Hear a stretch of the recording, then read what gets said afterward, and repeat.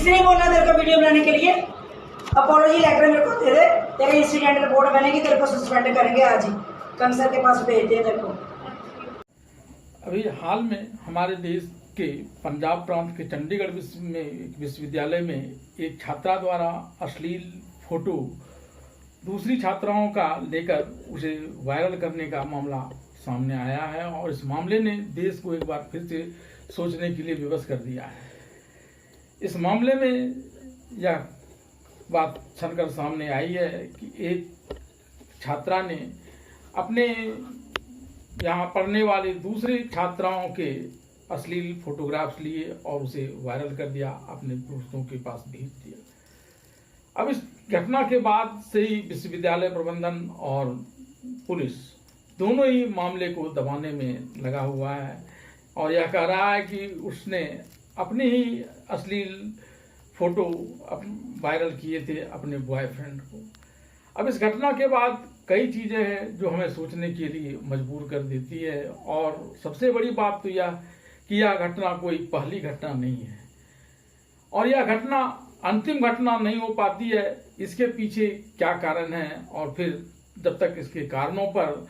कठोर प्रहार नहीं किया जाएगा तब ऐसी ही घटनाएं घटती रहेंगी और फिर उसके बाद कुछ दिनों तक छानबीन होगा और फिर दूसरी घटना पहली घटना के रूप में सामने आ जाएगी। इस बातों पर विचार करें कि हमारे माता पिता अपने बच्चों को बाहर पढ़ने के लिए भेजते हैं और वहाँ अगर इस प्रकार की घटनाएं घटती हैं तो उन माता पिता पर क्या गुजरती होगी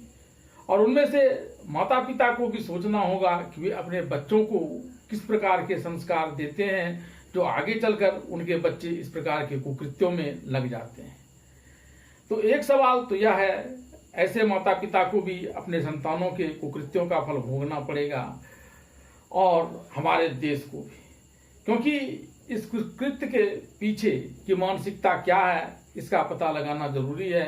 क्या यह एक उम्र विशेष को लेकर यौन उत्कंठा है और सिर्फ उसकी प्राप्ति के लिए किया गया है या इसके पीछे और कई राज हैं।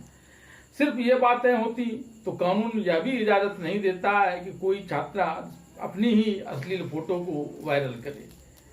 और दूसरों के तो करने का कोई सवाल ही नहीं है, लेकिन ऐसी घटनाएं घटती हैं तो सब कोई उसको दबाने के प्रयास में लग जाता है और जब दबाने का प्रयास किया जाएगा तो फिर इसके जो निवारण के उपाय हैं वो कैसे होंगे। और ये घटनाएं सिर्फ अभी चंडीगढ़ की ही तक सीमित नहीं है, दुमका में भी कुछ वर्ष पूर्व इस प्रकार की घटनाएं घटी थी। देवघर के रिमांड होम में भी, महिलाओं के रिमांड होम में इस प्रकार की घटनाएं घटी थी और जगहों को अगर छोड़ दिया जाए तो कई जगह जो देखे जाते हैं कि इस प्रकार के महिला संस्थान, महिला हॉस्टल से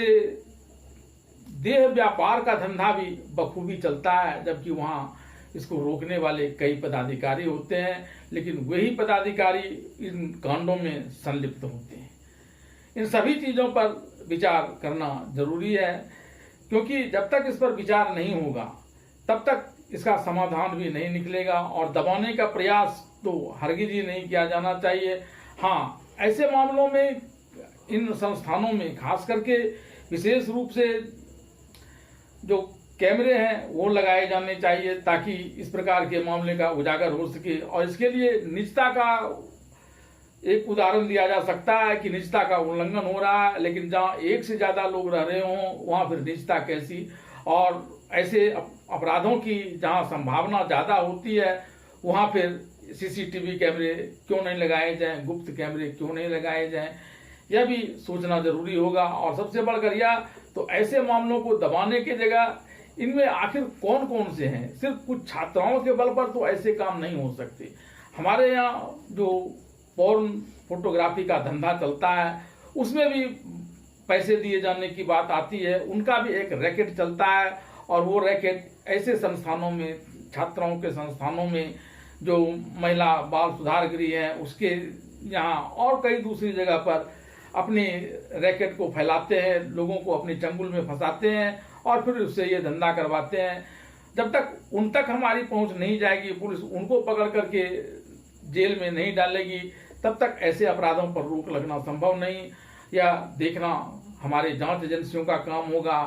कानून का काम होगा कि किस प्रकार से इसको रोकने के लिए जल्दी से जल्दी और आगे प्रयास किए जाएं, नहीं तो ऐसी घटनाएं कभी अंतिम घटनाएं नहीं होंगी, ये हमेशा पहली घटनाएं बनी रहेगी।